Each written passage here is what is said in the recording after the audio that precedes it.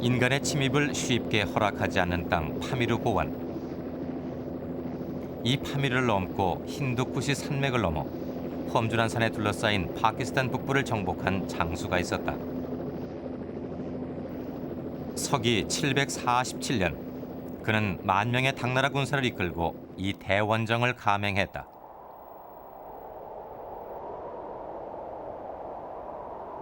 그로부터 1000년 후 이 원정은 영국 탐험가 스타인 박사에 의해 세상에 공개되면서 주목받기 시작했다.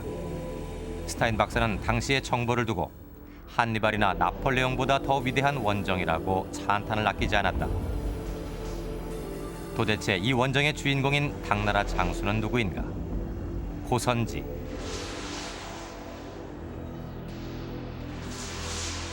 고선지에 대한 중국 모든 문헌의 첫머리는 이렇게 적고 있다. 고선지는 고구려인이라고.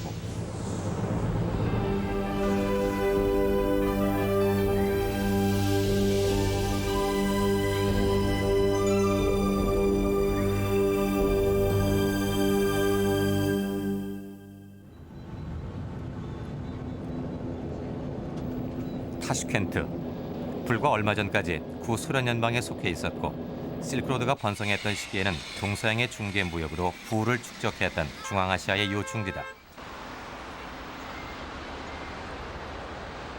1960년대 대지진으로 옛 건축물이라고는 거의 사라진 시내 중심가에 취재팀의 눈길을 끄는 유적이 하나 있었다.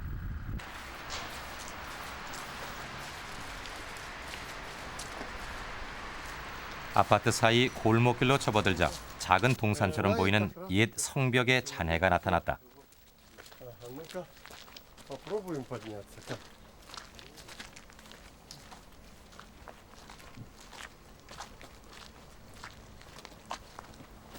성벽 중간에 줄무늬처럼 보이는 검은 띠는 당나라 원정군의 침략으로 도시가 파괴되면서 그때 불탄 흔적이라고 한다.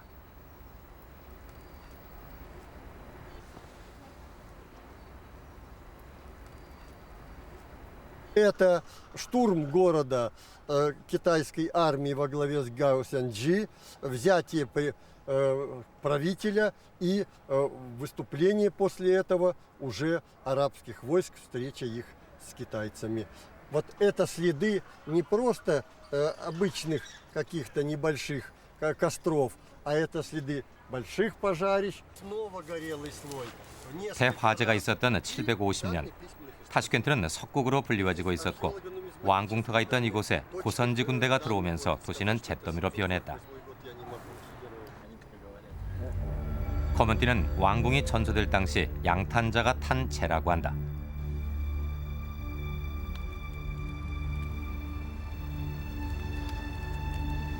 (1200년의) 세월을 뛰어넘어 고선지의 행적을 기억하고 있는 타슈켄트였다. 타슈켄트에서 실크로드를 따라 중국 내지로 들어가면 찬란한 고대 문화의 유적이 펼쳐진다.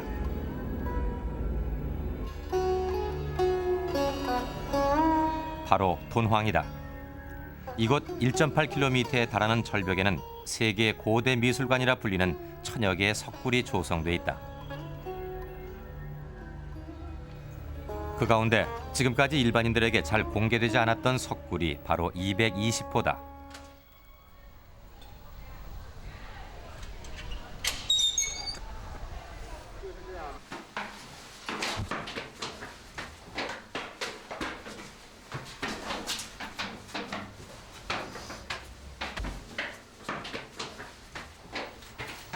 좁은 계단을 오르자 석굴 안의 벽화가 그 화려함을 드러냈다.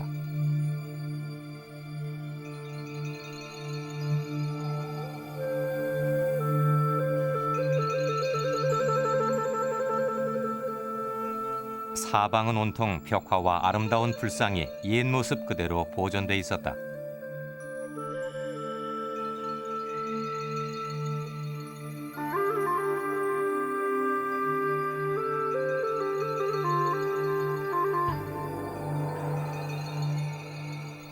(220호) 석굴 벽화에서 우리의 눈길을 끄는 것이 있다.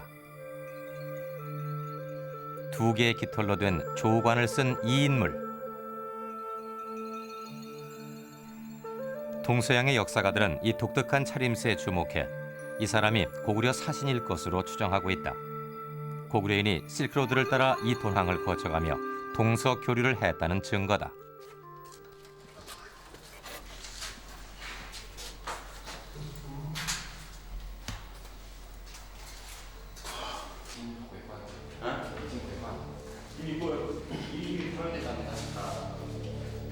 (220호) 석굴 외에도 돈황벽화 곳곳에 고구려인의 모습이 남아있다. 고구려 사신이 그려져 있는 벽화의 조성년대는 7, 8세기경. 고선지가 활약했던 시기도 바로 그 즈음이다. 취재팀은 이곳에서 오래된 돈황 현지를 발견했다.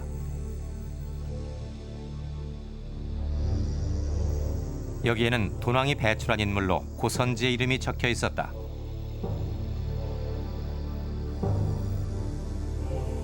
고선지. 고구려인이었던 그가 어떻게 사막 한가운데 돈황 사람으로 기억되고 있는 것일까?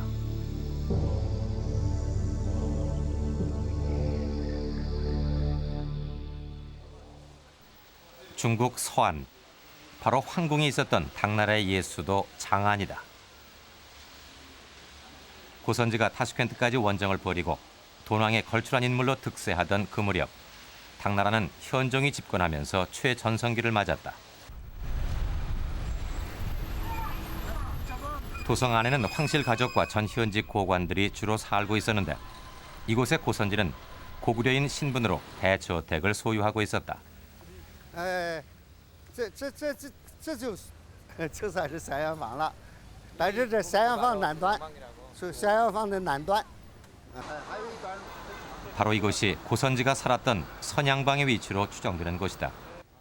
我只能跟你说，高仙芝可能就在这一带住，这一带大约是宣阳坊的西门的南边，在西域啊，他做安西司镇节度使，跟吐蕃交战，取得了胜利，还取得了其他一些胜利，因为有功。 后来就做到御林军大将军，就禁卫军的头目，是吧？皇帝给他的住宅应当是回长安以后天子的赐给的住宅，高级住宅，啊，受这样的优待并不多。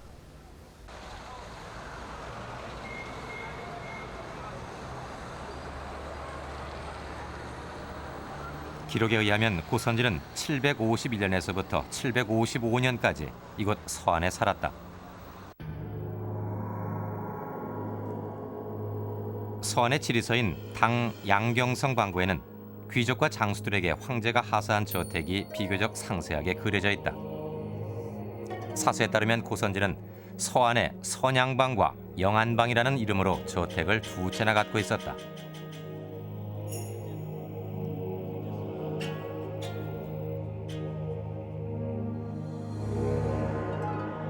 황실이 있었던 대명궁과 가까운 거리에 위치한 선양방, 그리고 별도의 저택이 있었던 영안방.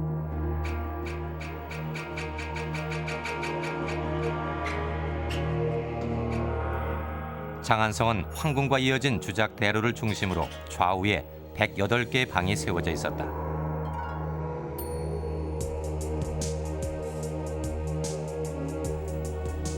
고선지의 집은 당시의 재상이었던 양귀비의 오빠인 양국충 등과 나란히 있었다.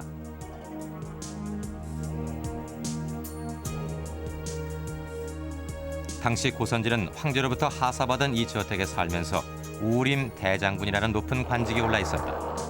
그렇다면 그의 행적은 어디서부터 시작된 것인가? 어떻게 고선지는 머나먼 중국 당나라에서 이방인의 인생을 개척하게 된 것일까?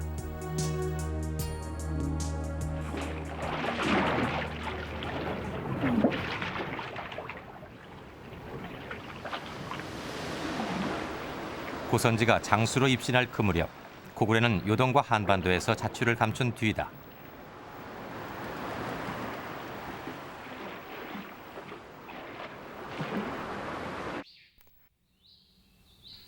고구려는 수나라 백만대군의 침입에서부터 당 고종 때 전투에 이르기까지 중국과 4번 싸워 3번을 이기고 1번을 졌다.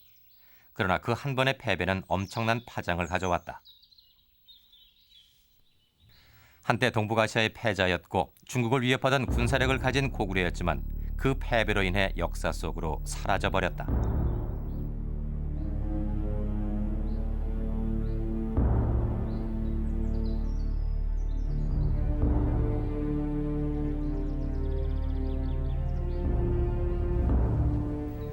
고구려 멸망. 이때 상황을 삼국사기는 이렇게 전하고 있다. 중국 장수 이적은 보장왕 등 20만 명을 당나라로 끌고 갔다. 그것은 당시 고구려 인구를 고구려 멸망 당시 69만 수천 호였는데 대체로 봐서 한 350만 정도 전후의 인구로 봐집니다. 그 중에서 20만이라는 인구는 고구려, 특히 고구려 중심 지역에 거주하던 사람들이기 때문에 굉장히 큰 비중이라고 볼 수 있습니다. 중국 사서 자치 통감에도 유사한 기록이 있다. 고구려인 38,200가구를 중국 내륙 황무지로 배치했으며 노약자만 남겨 평양을 지키게 했다.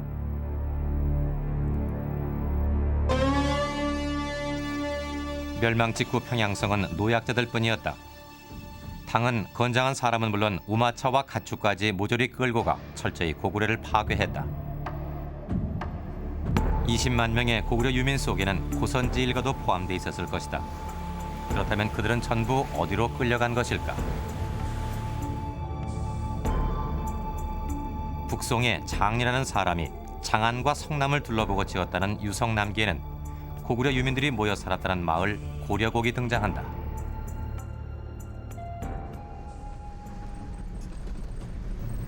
고구려 유인이 살던 고려곡은 지금 어디일까?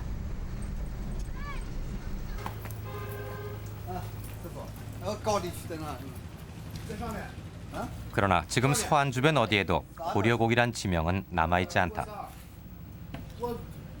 刚说是个公园，都喜欢公园，然后给你说。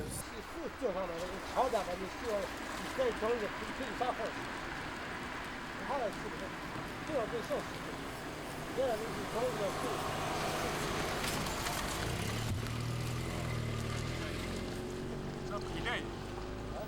학자들이 고려곡으로 추정하는 곳이 바로 이곳 송현마을이다.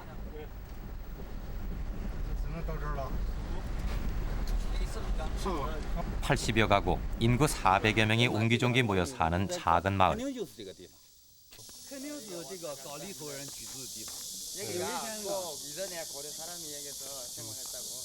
마을 주민들은 여기에 고려인들이 살았으며 그 흔적이 남아있다고 주장했다.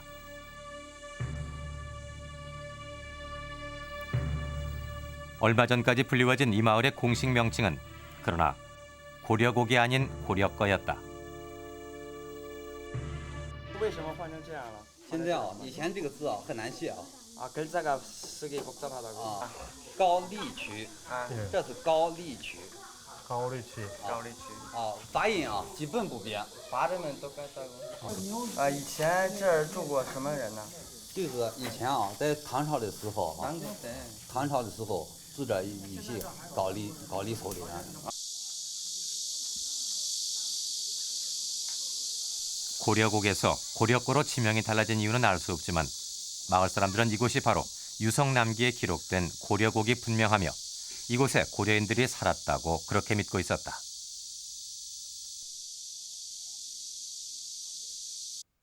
당말에서 송초까지는 명나라까지는 고려곡이라고 쓰여졌고 그것이 아마 명나라 조사한 바로는 명나라 때 고려거로 변한 겁니다. 그래서 이 지점이 그 고구려가 망하고 강제 이송돼진 고구려 유민이 집단적으로 농업에 투여했던 그런 그 마을이라고 생각이 됩니다.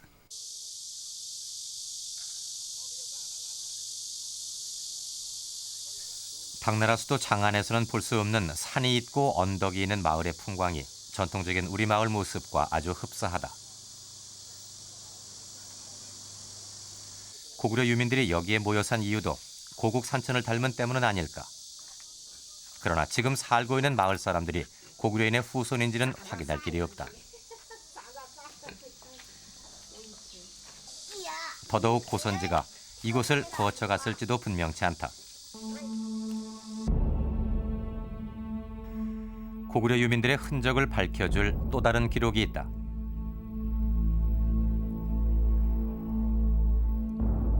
구 당서에는 당이 고구려인들을 강회 이남과 산남, 병주, 양주의 서쪽 여러 주에 불모지로 보냈다고 적고 있다.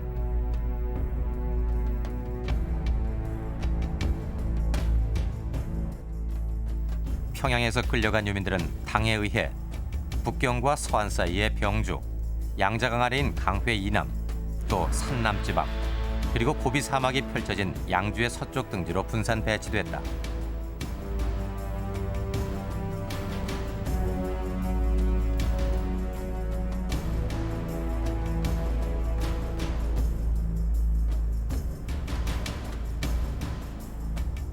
다른 문헌은 또 다른 사실을 말해주고 있다.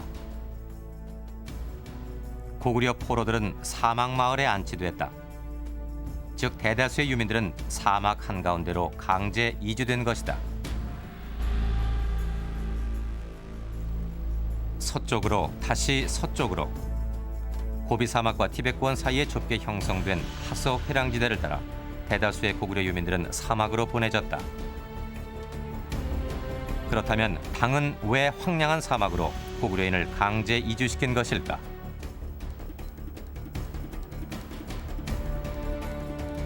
당은 이 보장왕을 다시 요동에 귀환시켜서 고구려 유민들을 무마하게 하려고 합니다. 그런데 보장왕이 요동에 귀환한 다음에 곧바로 뭔가 하면 이 말갈족과 고구려의 복속민이었던 말갈족과 연결해서 당에 반대하는 거사를 도모하게 되십니다. 이것이 사전에 발각되어서 다시 보장왕은 당 내지로 끌려갑니다만 이 이후 당은 이 요동방면이나 고구려 지역에 있던 고구려 유민들을 회유하기보다는 철저히 분산하는 정책을 재차 시행하게 되십니다. 모반. 고구려는 멸망했어도 고구려인들은 끝까지 당에 대항했다.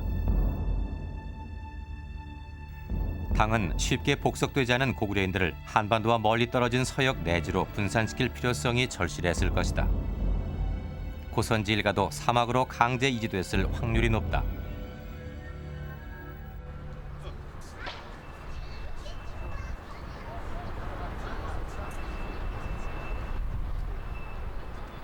황하강 상류에 위치한 난주시.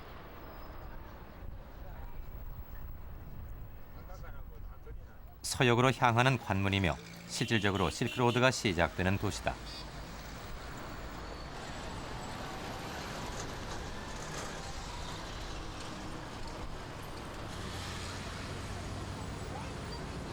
독특한 의상의 위그르족과 이민족 여인들의 모습에서 이곳이 실크로드로 통하는 길임을 실감케 한다.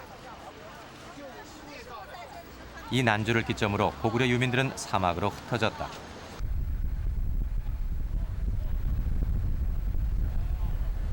고선지 일가를 비롯한 고구려인들은 바로 이 길을 따라 서쪽으로 끌려갔다.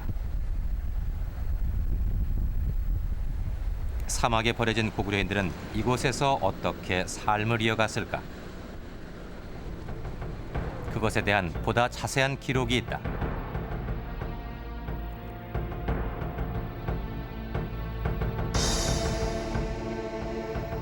진성 뮤니하란 6개 주에 단결병으로 고구려 병사와 티베 쪽인 강족 병사가 있었다.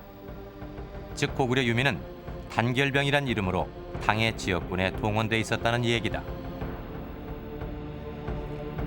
진성 뮤니하란 6개 주는 오늘날 감숙성 일대로 서역으로 향하는 건조지대다.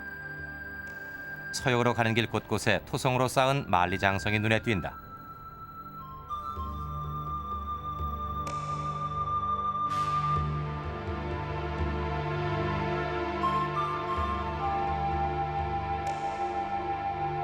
이 길목을 지키던 고구려인 단결병. 그들은 남쪽의 티벳, 북쪽의 돌궐 유목민을 제압하는 병력으로 이용됐다. 또한 평상시에 당은 고구려인들로 하여금 버려진 불모의 땅을 개간토록 했다. 만국의 한을 품고 한반도에서 서쪽으로 끌려온 고구려인들. 그들은 실크로드의 대상들이 지나다니던 낯선 환경에 적응하고 사막 지역 오아시스를 중심으로 새로운 삶을 이어갔으리라.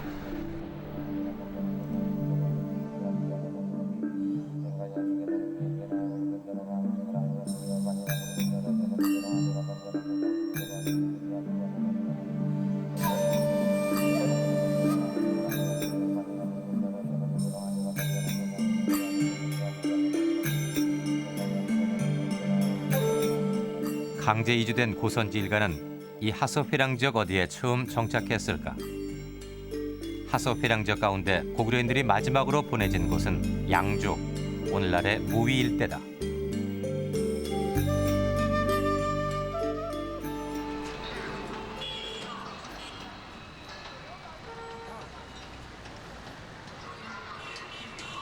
무위는 당나라가 변방을 다스렸던 5도호부 가운데 하서도호부의 치소가 있던 곳이다.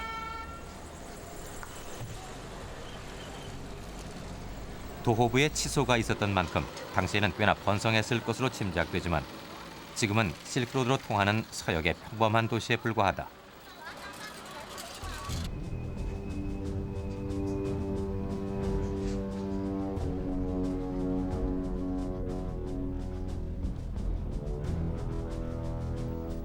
바로 이곳 무위에 고선지의 행적을 추적할 수 있는 기록이 있다.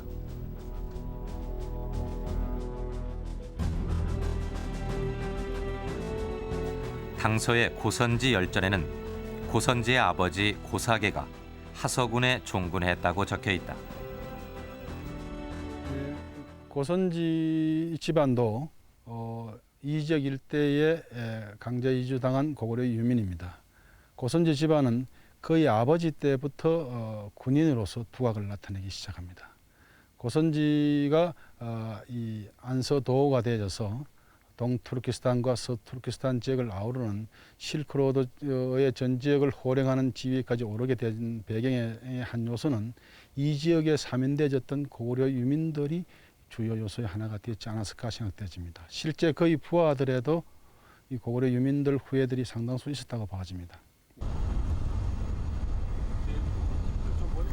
고선지 부친 고사계가 하서군에서 복무했다면 하서도호부 치소가 있던 이 무위에 고선지 일가도 정착했을 것이다. 무위에는 고선지 일가 외에도 수많은 고구려인들이 무리지어 살면서 만국의 한을 달랬을 것이다. 고선지도 아버지를 따라 무위에서 어린 시절을 보낸다. 무위에 남아있는 대표적인 당대 유적 종루. 바로 이곳이 하서군 진영이다. 고선지 부친 고사계는 이 하서군에서 중급 장교로 승진한다. 어떻게 유민의 신분으로 장교가 될 수 있었을까?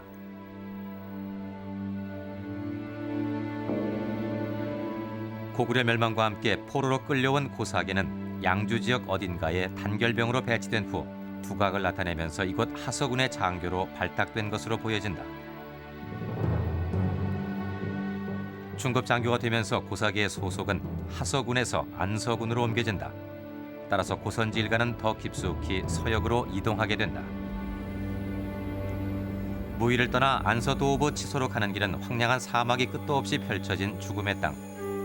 인도로 불경을 구하러 가던 구법승 법현 일행이 이 길을 보고 이렇게 느낌을 표현했다.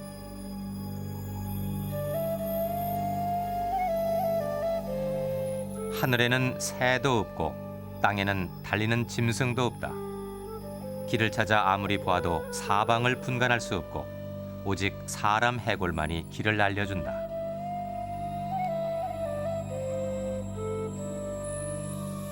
가끔씩 성지를 찾는 불성들과 서역을 오가는 대상들만이 지나던 실크로드를 따라 고선지 일가가 도착한 곳은 고창, 지금의 투르판이다.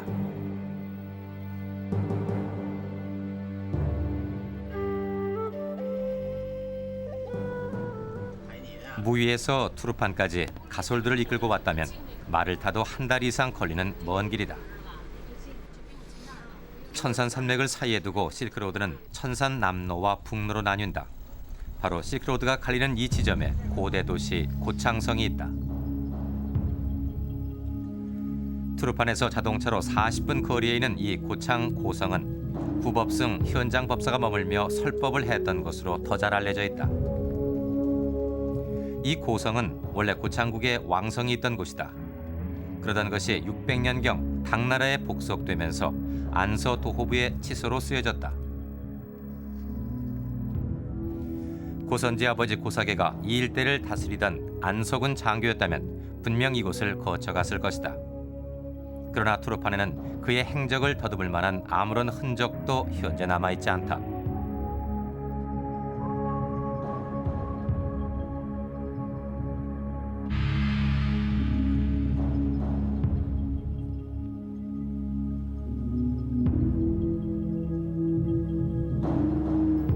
그렇다면 고선지 일가 행적은 어디에서 찾을 수 있을까?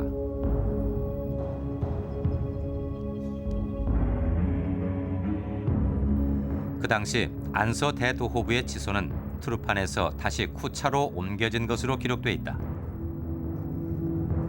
그렇다면 안서군의 장교였던 고사계 역시 군을 따라 대도호부가 있던 쿠차로 이동했을 것이다.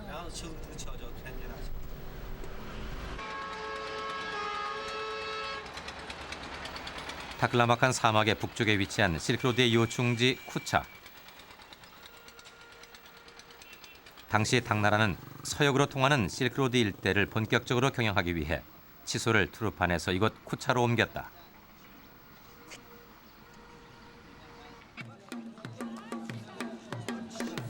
당시 안서 도호부는 현재 신강 위구르 자치구를 관할했던 중국에서 가장 넓은 도호부였다.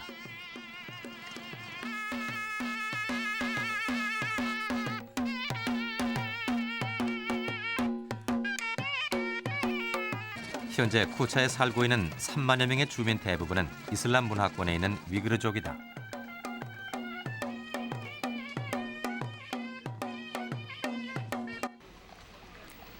폭 5m 안팎의 좁은 도로와 흙먼지 날리는 수레. 이곳은 1200년 전 그대로 시간이 멈춘 듯했다.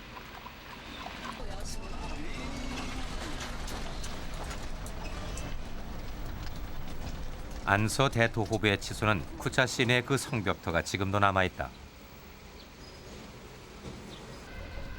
성벽터는 원형의 모습을 추측할 수 있을 만큼 비교적 잘 보존돼 있었다.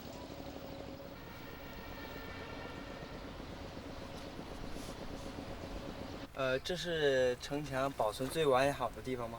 可以说最完好的，在现在古丘寺的古城的最完好的地方。它因为当初就高度就这么高，到上面就高度就大概10米，宽度也是大概10米。现在这个我们高度宽度可以说是最完整的。那这城墙是安西都护府所在地吗？也可以说是安西都护府所在地。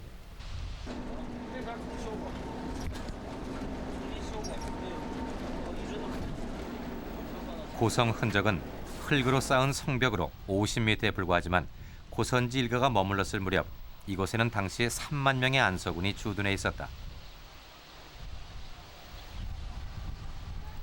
고선지는 이곳에서 성장하며 아버지 고사계를 따라 안서군에 들어간다. 안서군에 들어간 고선지는 이미 약관의 나이에 청년 장교로 두각을 나타낸 것으로 보인다.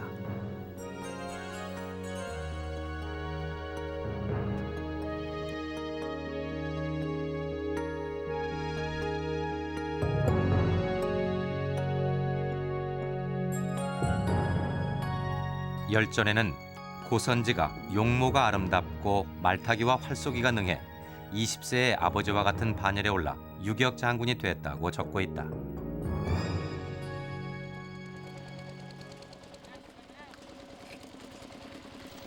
당시 안서도읍에는 실크로드 남북로를 따라 서역으로 가는 상인들을 관리하는 임무가 주어졌다.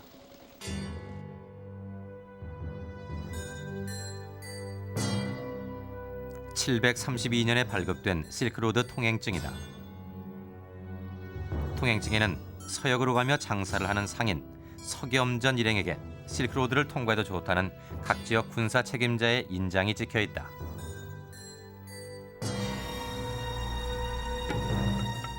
서역으로 통하는 실크로드는 3가지 길이 있지만 가장 많이 이용된 것은 실크로드 남로로 불리는 바로 이 천산남로다. 천산남로는 반드시 쿠차를 통과해야만 한다.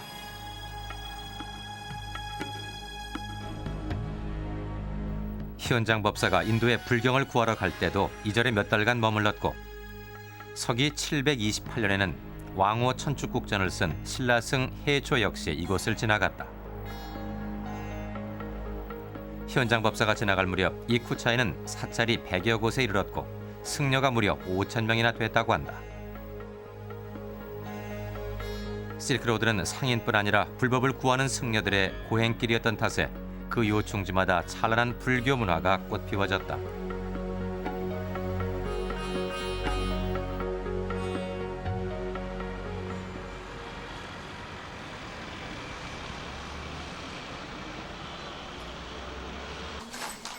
고선지 일가는 마침내 이 쿠차에 이르러 뿌리를 내리고 정착한다.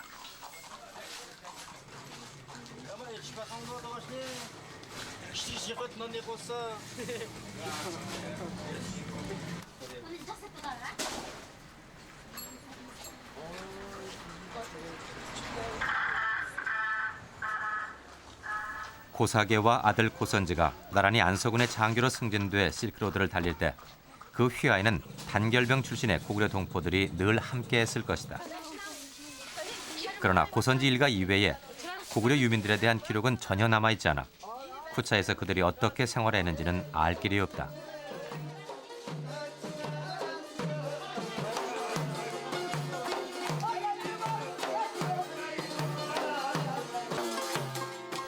아마도 이곳에 정착한 고구려 유민들은 그 끈질긴 생명력으로 척박한 땅을 개간하면서 이곳 문화에 적응해 갔을 것이다. 쿠차에 이르러 고선지의 능력은 서서히 드러난다.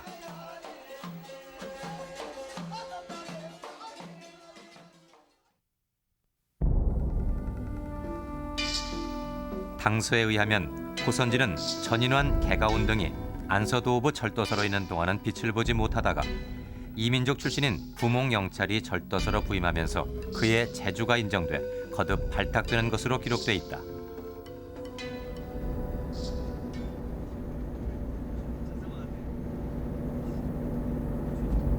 능력을 시험받는 첫 번째 임무가 고선지에게 주어졌다. 고선지는 안서도읍 4개의 진 중 한 곳인 우전진, 지금의 호탄 책임자가 된 것이다.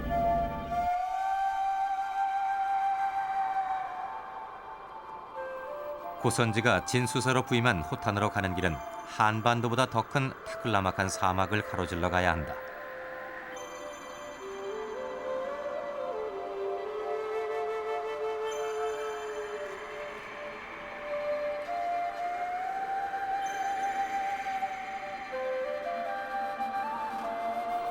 실크로드 상인들이 목숨을 걸고 넘나들던 타클라막한 사막.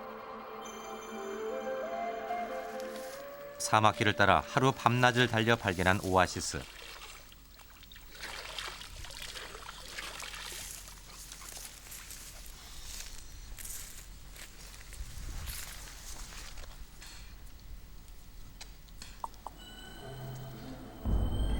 취재팀은 실로 오랜만에 이곳에서 행인을 만날 수 있었다. 50일을 걸어도 인적 하나 발견할 수 없었다는 해초와 현장법사의 여행기가 절로 떠올려지는 순간이다. 1200년 전 고선지는 말을 타고 달리며 이 사막을 수없이 넘나들었을 것이다.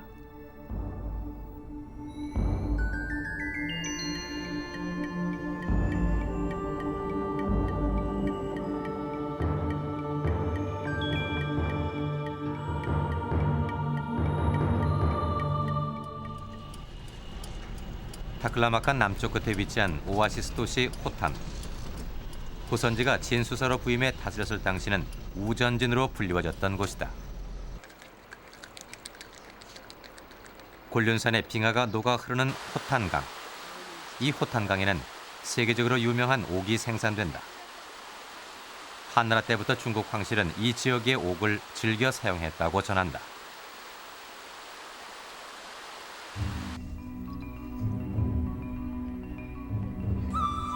당나라가 이곳을 안서도호부 4진 중의 하나인 우전진을 설치하고 직접 통치하기 전까지 이곳은 융성하던 불교 국가 우전국의 영역이었다.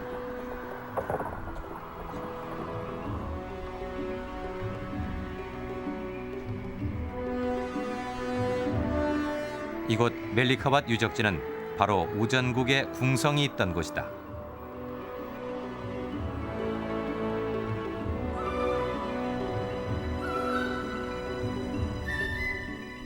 这个是汉唐时期的，这个是国家文物已经认定的汉唐时期的一个古城，原来叫这个和田呢叫于天国，于天国的叔父这里。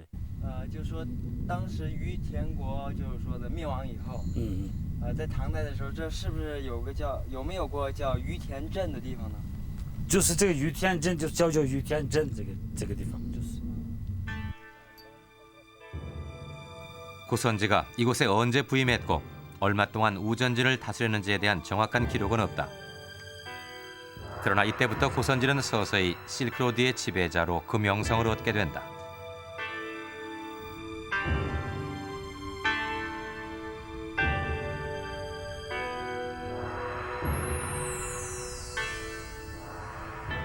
호탄시에서 50km 지점에 자리 잡은 라왁 사원지는 중앙아시아에서 손꼽히는 불교 유적지다. 황량한 사막에 묻혀 모래 물길에 떠있는 난파선처럼 보이는 라왁 사원지.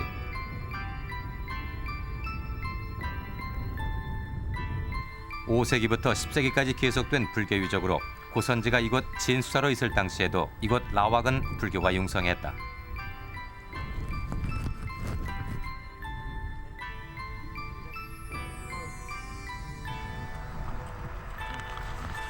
라왁 사원지를 세운 우전국은 중국에서 최초로 불교를 받아들인 나라였다.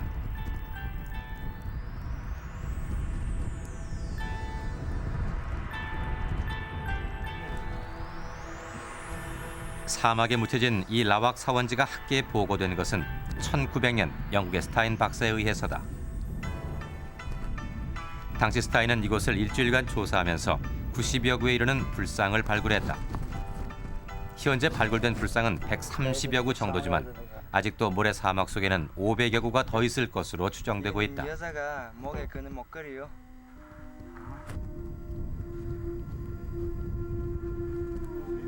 모래 속을 헤치면 어디서나 쉽게 당시의 불교 유적 파편들이 발견된다.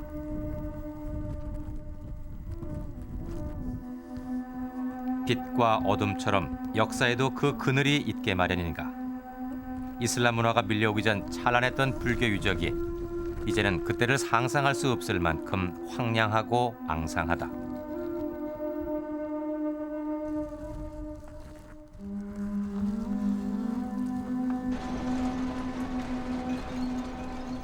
고선지는 호탄 외에 사진 중의 하나인 언기진에서도 진수사를 역임했다.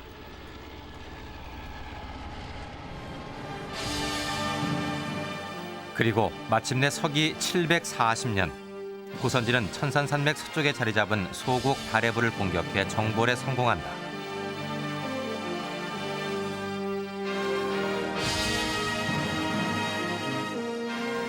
그 공으로 이듬해 고선지는 일약 안서도호부의 부도호와 안서군의 병권을 지휘하는 도지병마사로 파격적인 승진을 거듭한다. 후차에 다시 돌아온 고선지는 이제 명실상부한 안서도호부의 부도호라는 2인자의 자리에서 실크로드를 지배하게 된 것이다. 잠삼이 그의 상관인 고선지에게 바친 시는 서역을 다스리던 고선지의 모습을 연상케 한다.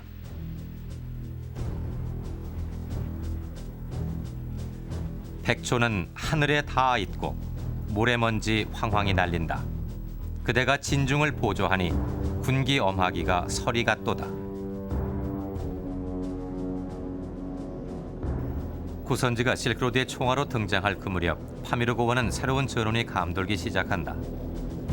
당시 당나라를 가장 위협하던 세력은 토번, 즉 지금의 티벳으로 이들은 북으로는 돌궐과 관계를 맺고 서쪽으로 파미르 고원에 진출해 중앙아시아의 패권을 호시탐탐 노리고 있었다. 마침내 토번은 북부 파키스탄의 소국 소발률의 왕에게 공주를 시집보내 동맹을 맺었다. 당에 복속됐던 소발률이 토번에 넘어가자 당군은 3차례에 걸쳐 원정을 감행하지만 모두 실패했다.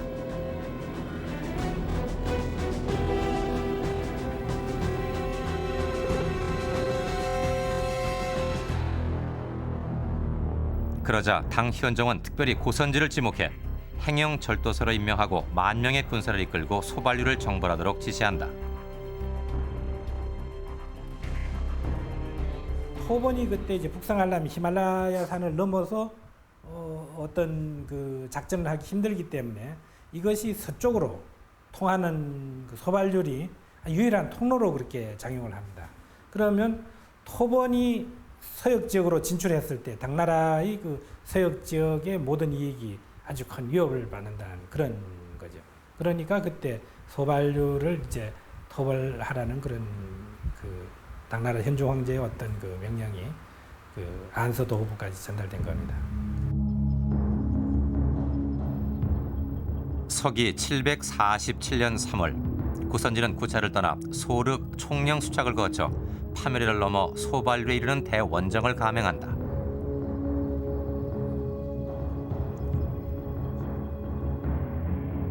대원정에 나선 고선지 군대는 기마병과 보병을 합쳐 10,000명에 이르렀다.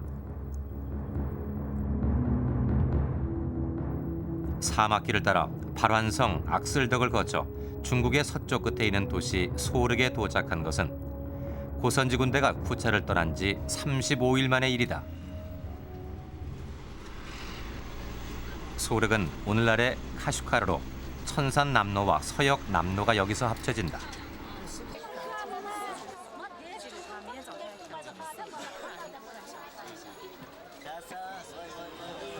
파미르 고원을 넘어 서방으로 가기 전에 상인들이 마지막으로 머무는 곳. 실크로드를 따라 사막을 건너온 중국 상인들은 이곳에서 여정을 풀며 파미르를 넘을 채비를 갖춘다.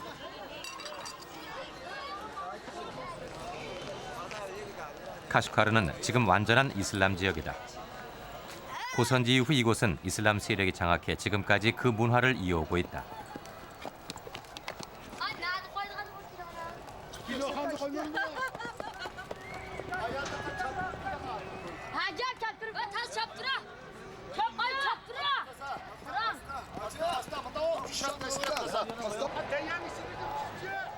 고선지 군대가 소발률 정벌을 위해 방문했을 당시 소륵지는 카슈카르시 남쪽 하노이 고성에 자리 잡고 있었다.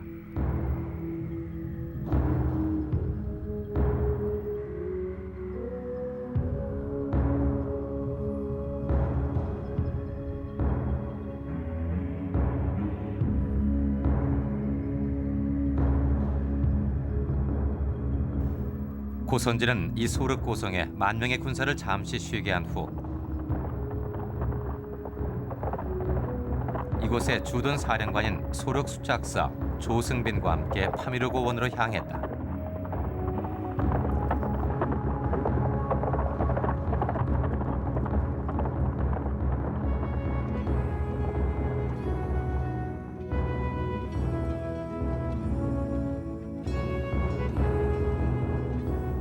카슈카르를 지나면 파미르의 험준한 산악지대가 시작된다.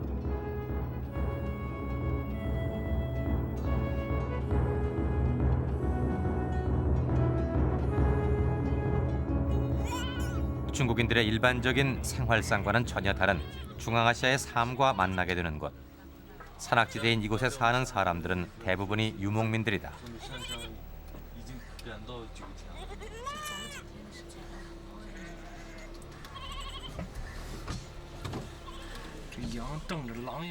고선지 군대는 10,000명의 병사들에게 지급될 보급용 수레까지 끌면서 강행군을 계속했다.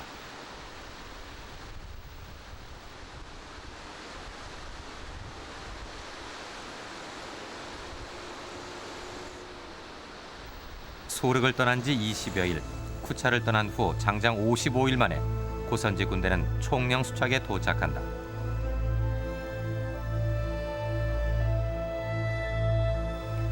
총령 수착은 지금의 타슈이쿠르간이다. 파미르 고원 서쪽 끝자락에 있는 해발 3,000m의 고원 도시. 석도성은 안서 도호부에 파미르 기지가 있던 곳으로 당시 당나라 군대가 주둔해 있었다.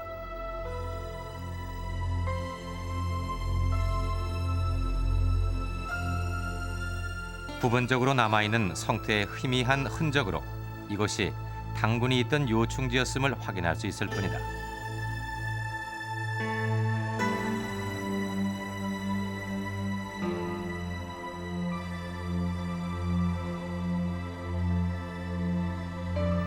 고선지 군대는 이 타시크루간에서 파미르 고원 정상을 바라보며 마음의 준비를 했을 것이다.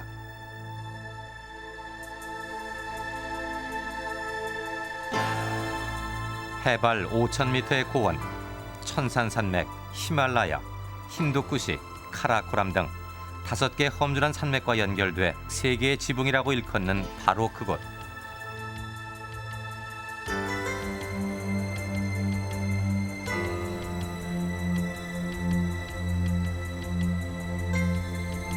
고선지는 파미르를 넘어 소발류를 정복하기 위해 만 명의 군사와 군마를 이끌고 산을 넘었다.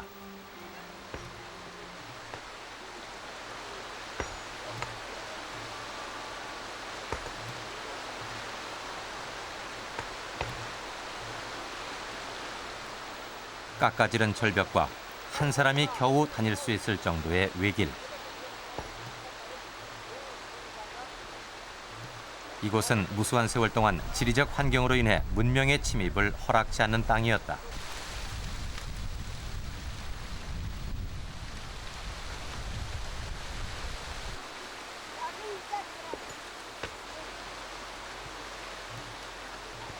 인도에서 불법을 구하고 돌아오던 신라승 해초는 고선지가 이곳을 넘어가기 20년 전인 727년 파미르 고원을 넘어 중국으로 돌아왔다. 해초는 왕호 천축국전 곳곳에 이 파미르 고원을 넘어야 하는 두려운 심정을 이렇게 시로 남겼다.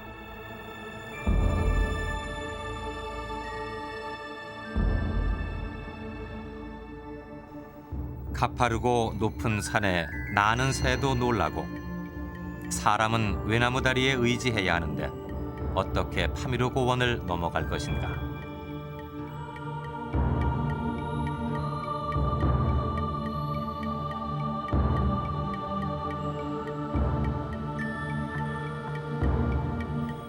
고선지에 매료된 영국의 탐험가이자 고고학자인 스타인경은 20세기 초 고선지의 행로를 따라 이 파미르 고원을 수차례 직접 탐사한 바 있다.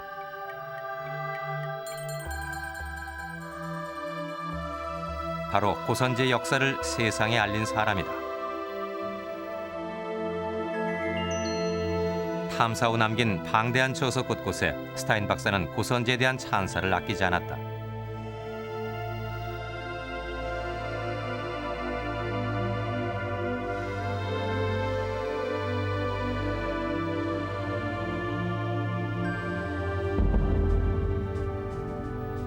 고선지 군대는 파미르 고원을 40여일 동안 행군, 즉 쿠차를 떠나 무려 95일 동안 쉬지 않고 행군해 오늘날의 타지크스탄령인 오식립국에 도착한다.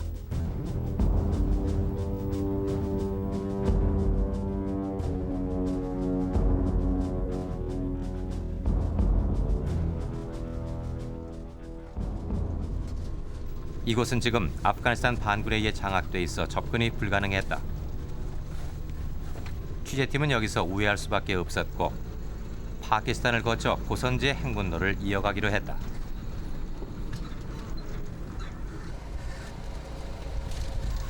해발 4,733m 고대에 위치한 쿤제랍 국경 검문소.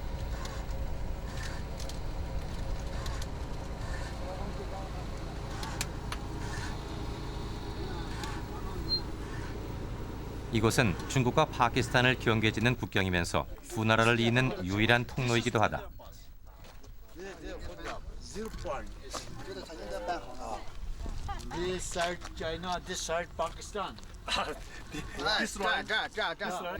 중국과 파키스탄 간의 오랜 국경 분쟁 때문에 긴장이 감돌 것이라는 예상과는 달리 쿤제랍 검문소 분위기는 의외로 자유스러웠다.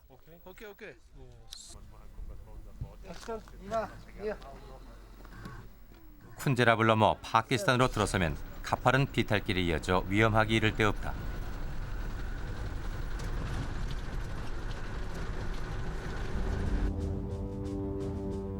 당시에 오식립국에 도착한 고선지는 군을 세 갈래로 편성해 토번의 대군이 집결해 있는 연운보로 향했다. 고선지 장군이 그 휘하의 부대를 셋으로 나누었던 것은 여러 가지 의미가 있지만 가장 중요한 것은 그 보급 기지를 갖다 확보하는 것도 있고 야간에 행군하는 상황에 있어서의 적의 기습 공격을 받거나 또 그 독자적으로 전투를 행하기 위해서 그 셋으로 나눴다라고 봅니다. 그 이유는 만약에 하나의 일대가 적의 공격을 받았다 하더라도 전멸하는 일이 없고 또 다른 일대가 지원을 해줄 수 있었기 때문입니다. 그래서 고선지 장군은 중국의 전통적인 맨 앞에 그 전군이 있고 그 뒤에 그 중심 부대였던 중군이 있고 맨 뒤에 보급 기지가 있는 후군의 조직 편제를 타파하고 나름대로 독자적인 전투 방법 대형을 갖다가 구축했다라고 볼 수 있을 것 같습니다. 연운보로 불리던 wakhan 계곡이다. 험준한 산과 계곡에 둘러싸인 이 요새를 공격하기 위해 고선지가 택한 것은 야간 행군이었다.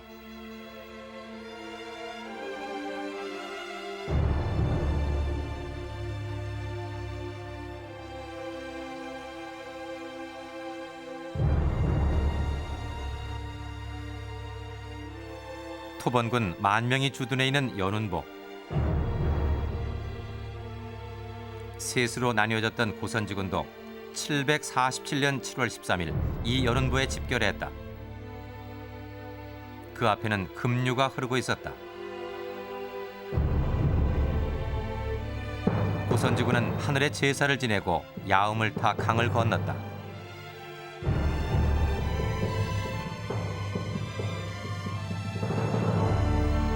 어렵게 강을 건넌 고선지는 만약 우리가 절반쯤 건너왔을 때 적이 왔다면 우리는 패했다. 지금 이미 강을 건너 대열을 갖췄으니 이는 하늘이 저 적을 나에게 주신 것이다라고 했다.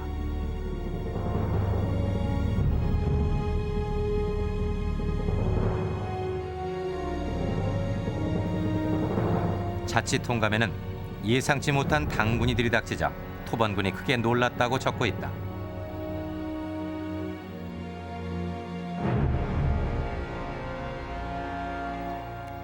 당시 토번군이 성 위에서 쏘는 포와 통나무가 하늘에 비오는 듯 했다고 전한다. 그러나 결국 고선지의 기습전에 토번군은 크게 패한다. 토번군 5,000명을 죽이고 1,000명을 사로잡았으며 나머지는 달아났다고 자칫 통감은 연운보 전투의 전공을 기록하고 있다.